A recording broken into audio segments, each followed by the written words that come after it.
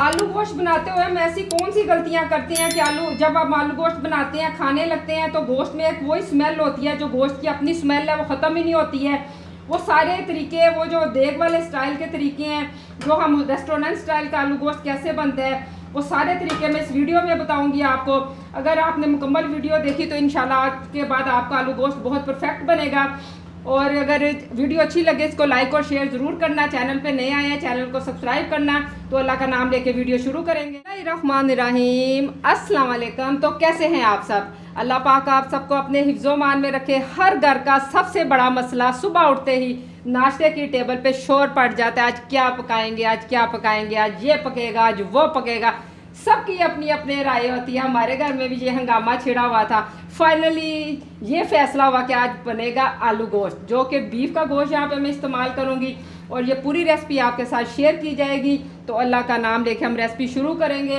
हस्बे ज़रूरत मैंने ऊपर कुकिंग ऑयल डाल दिया, इसमें ऑयल डाल के कुकर में रख दिया है। ऑयल की मिकदार आप अपनी फैमिली के जैसे कोई पसंद करता उस हिसाब से डाला करें। वैसे मैंने हाफ प्याली से कम यहाँ पे लिया। आजकल बीपी का मसला सबको, या कोई कम ज़्यादा लोग आजकल ऑयल ज़रा कम इस्तेमाल कर रहे हैं, ऑयल और घी।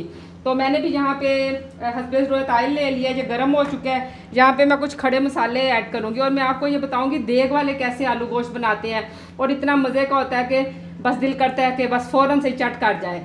तो इसमें मैंने चंद लौंग लिए हैं, बादियान का फूल लिया है, काली मिर्चें ली हैं और एक स्टिक लिया है दालचीनी की, 2 मोटी इलाचियाँ ली हैं। ये गरम ऑयल में डाल देंगे। बिस्मिल्लाहिर्रहमानिर्रहीम।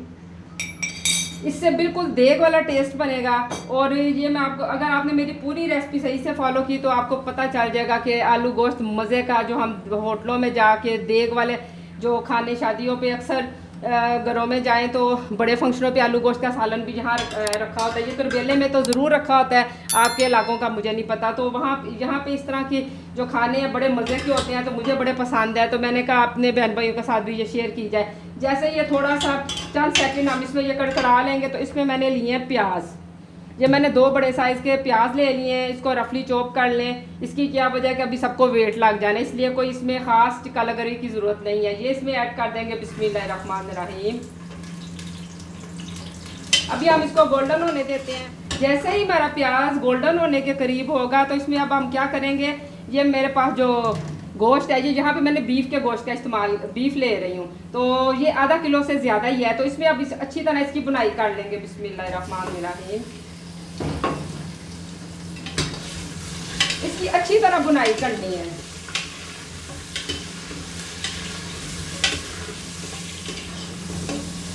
अल्हम्दुलिल्लाह गोश्त की अच्छी तरह बुनाई हो चुकी है और ये खड़े मसालों की खुशबू माशाल्लाह पूरे किचन में फैली हुई है। पूरे किचन में क्या, पूरे घर में फैली हुई है। अब यहाँ पे जो मैं अगली चीज़ ऐड करूँगी वो भी आप देख लें। यहाँ पे मैंने लिया है अदरक और लहसुन का पेस्ट 1 टेबल स्पून। बिस्मिल्लाहिर्रहमानिर्रहीम।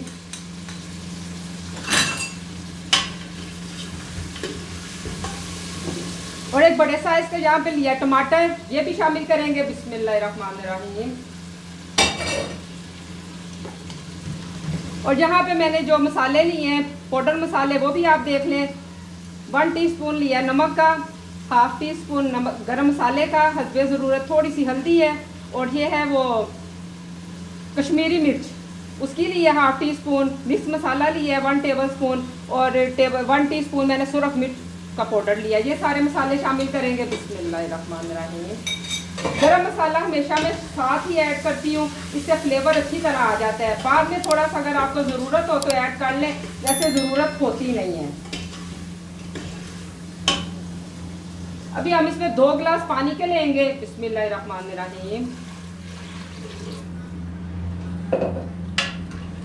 और इसको मैं 20 मिनट का वेट लगा दूंगी, 15 से 20 मिनट का वेट, क्योंकि बड़ा गोश्त जो होता है वो ज़रा ज़्यादा टाइम लेता है। 20 मिनट हो चुकी है। अभी हम कुकर को खोलते हैं। बिस्मिल्लाहिर्रहमानिर्रहीम। माशाल्लाह आप इसकी लुक देख सकते हैं। अब इसमें पानी है, ये पानी को भी हम खुश्क होने देते हैं। पानी माशाल्लाह से देखिए खुश्क हो चुका है और सारा ऑयल निकल चुका है। तो इसका क्या मतलब है, गोश्त हमारा अच्छी तरह माशाल्लाह से अब बिल्कुल रेडी है। अब इसमें हमने आलू ऐड कर देने हैं। इसकी बुनाई हमने अच्छी तरह कर लेनी है पहले, उसके बाद हमने साथ ही आलू इसके ऐड कर देने हैं। 2 से 3 मिनट इसको भून ले, क्योंकि हमने गोश्त को शुरू में अच्छी तरह भून लिया था, इसमें कोई स्मेल वगैरह नहीं आ रही। गोश्त जब भी हम बनाते हैं सबसे बड़ा मसला होता है गोश्त की जो अपनी स्मेल है वो नहीं ख़त्म होती है। देग वाली ही जो उसकी खुशबू, गोश्त की जो स्मेल ख़त्म करके ख़ास खुशबू लेके आते हैं, वो जो मैंने खड़े मसाले इसमें ऐड किए हैं वो सारा फ्लेवर उससे आता है। यहाँ पे गोश्त की अच्छी तरह बुनाई हो चुकी है। यहाँ पे अभी मैंने आलू ले लिए, 2 बड़े साइज़ के आलू ले लिए। जो भी शेप आपको पसंद है वो कटिंग कर लेंगे आप। मैंने इसको अच्छी तरह धो लिया। इसको इतनी अच्छी तरह धोना है कि इसका स्टार्च जो होता है वो अच्छी तरह निकल जाए। तो ये आलू इसमें ऐड करेंगे। बिस्मिल्लाहिर्रहमानिर्रहीम। अब 2 मिनट इसको भून लेंगे। ये मैं आपको टोटल सालन कुकर में बनाने का तरीका बता रही हूँ। इसमें टाइम की भी बड़ी बचत होती है और बहुत आसान तरीके से आलू गोश्त भी तैयार हो जाता है। और माशाल्लाह से खुशबू इतनी प्यारी और घर में मौजूद, किचन में मौजूद चीज़ों से मेरी कोशिश होती है कि आपको रेसिपी बनानी मैं सिखा दूँ। और आप जब मेरा चैनल सब्सक्राइब करते हैं तो प्लीज़ आज बेल आइकन को ज़रूर प्रेस किया करें। इसका ये होता है फ़ायदा कि जो मेरी रोज़ की रोज़ वीडियोज़ अपलोड होती हैं उसका नोटिफिकेशन आपको मिलता रहता है और ये बिल्कुल फ्री में होता है। तो यहाँ पे अभी देखें माशाल्लाह से अच्छी तरह बुनाई हो चुकी है। अभी अगर तो आपने चावलों के साथ खाना है तो आप शोरबा ज़्यादा बना सकते हैं। तो मैं तो इसके साथ चपाती बनाने वाली हूँ, तो मैं उस हिसाब से इसमें पानी ऐड करूँगी। यहाँ पे मैंने 1.5 गिलास के करीब पानी ले लिया है, इसमें वो ऐड कर देंगे।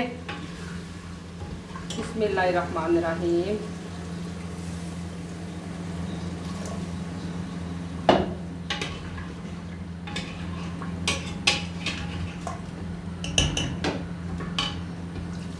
ये 1.5 गिलास पूरा हो गया। अभी मैं इसको यहाँ पे फिर वेट लगा दूंगी। आप हैरान हो रहे होंगे कभी आलूओं को भी किसी ने वेट लगाया है? जी जनाब, तो मैं लगाती हूँ। इसमें टेस्ट बहुत प्यारा सा आ जाता है। आपने अगर मेरे बनाए हुए तरीके से आलू गोश्त बनाया तो इंशाल्लाह आज के बाद आपका आलू गोश्त भी बिल्कुल वो जो रेस्टोरेंट स्टाइल का है, जो कि देग वाले स्टाइल का, इंशाल्लाह ताला वैसा तैयार होगा। जैसे ही ये वेट हिलने लगेगा, जो चक चक की एक आवाज़ आती है, तो उसके साथ ही मैं चूल्हा बंद कर दूँगी। अल्हम्दुलिल्लाह सालन हमारा बिल्कुल रेडी हो चुके हैं। यहाँ से कुकर से मैंने इसको एक पतीली में शिफ्ट कर दिया था। अभी मैं आपको ये प्लेट में डाल के दिखाती हूँ। बिस्मिल्लाहिर्रहमानिर्रहीम। देखिए माशाल्लाह से कितनी इसकी लुक अच्छी लग रही है और कितने आसान तरीके से माशाल्लाह से ये मैंने रेसिपी पूरी रेडी कर ली है। 10 मिनट लगे होंगे मुझे टोटल ये बनाने में। कोई भी चीज़ बनानी मुश्किल नहीं होती है, बस थोड़ी सी मेहनत करें और घर बैठ के हम होटलों जैसा खाना बिल्कुल रेस्टोरेंट स्टाइल में तैयार करके अपने बच्चों को खिला सकते हैं। और इस गर्मी में बाहर जाने की ज़रूरत भी क्या है। तो यहाँ पे माशाल्लाह से आपने देखा मैंने कितने आसान तरीके से सारी रेसिपी आपके साथ शेयर की है। अगर आज की ये रेसिपी आपको अच्छी लगी है तो मेरे चैनल को प्लीज़ सब्सक्राइब ज़रूर कीजिएगा और प्यारा सा कमेंट कीजिएगा। और कहाँ से आप मेरी वीडियोस देखते हैं मुझे ज़रूर बताया करें और इसको लाइक और शेयर ज़रूर करें। तो इंशाल्लाह फिर अगली रेसिपी में मुलाकात होती है। दुआओं में मुझे याद रखा करें। अल्लाह हाफिज़।